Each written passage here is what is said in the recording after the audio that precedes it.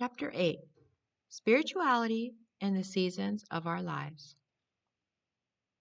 As a young man, Nikos Kazantzakis, the famous 20th century Greek writer, Zorba the Greek, Christ Recrucified, etc., contemplated becoming a monk and once spent a summer touring monasteries. Excuse me. Years later, writing on the experience, he recounted a marvelous conversation he had with an elderly monk, Father Macarios. At one point, he asked the old monk, "Do you still wrestle with the devil, Father Macarius?" The old priest sighed and replied, "Not any longer, my child. I have grown old now, and he has grown old with me. He doesn't have the strength. I wrestle with God." With God! Kazantzakis exclaimed in astonishment, "And you hope to win?" "I hope to lose, my child," the old man replied. "My bones remain with me still, and they continue to resist." Among other things, this story highlights the fact that our spiritual struggles change as we age and go through life.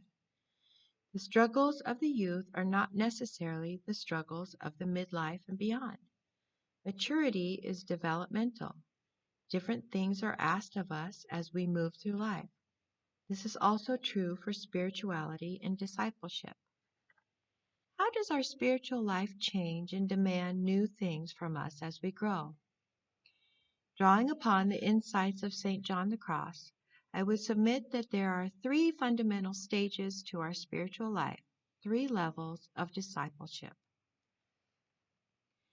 The first level, which John of the Cross calls the dark night of the senses, might aptly be called essential discipleship.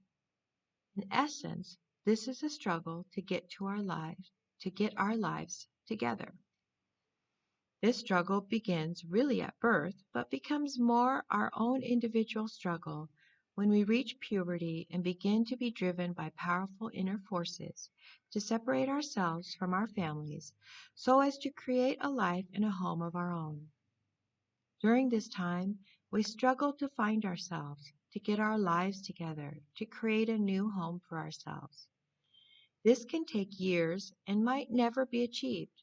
Indeed, for most everyone, some elements of this struggle will continue throughout their entire lifetime. But for most people, there comes a time when this is essentially achieved, when there is a sense of being at home again, when the major questions of life are no longer, who am I? What will I do with my life? Who loves me? Who will marry me? Where should I live?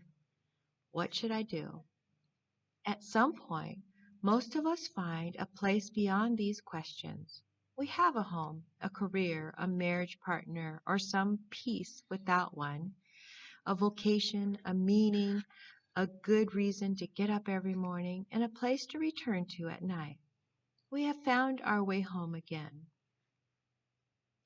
We then enter the second level of discipleship, which John of the Cross calls proficiency, and which we might call generative discipleship. In essence, this is a struggle to give our lives away.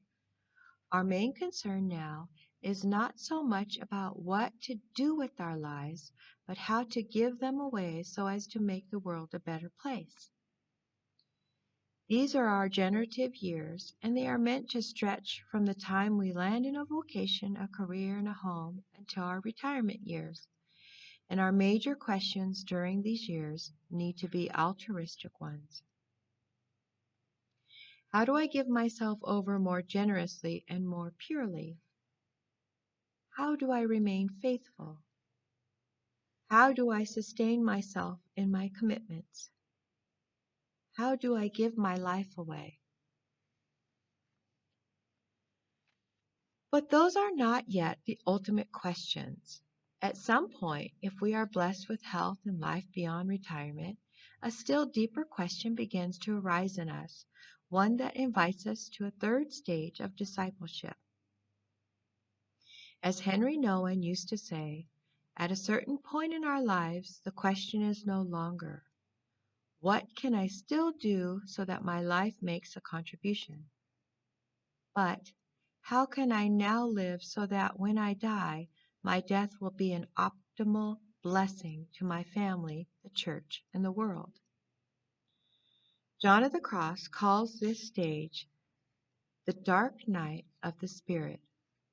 We might call it radical discipleship, because at this stage, we are not so much struggling with how to give our lives away, but how to give our deaths away. Our questions now become, how do we live the last years of my life so that when I die, my death will bless my loved ones as much as my life once did? How do I live without remaining years? How do I live out my remaining years so that when I die, blood and water will, metaphorically, flow from my dead body as they once flowed from Jesus' dead body? Too little within our spirituality challenges us to look at this stage of life. How do we die for others? However, as Goethe puts it in his poem, The Holy Longing, life itself will eventually force us to contemplate whether we want to become insane for the light.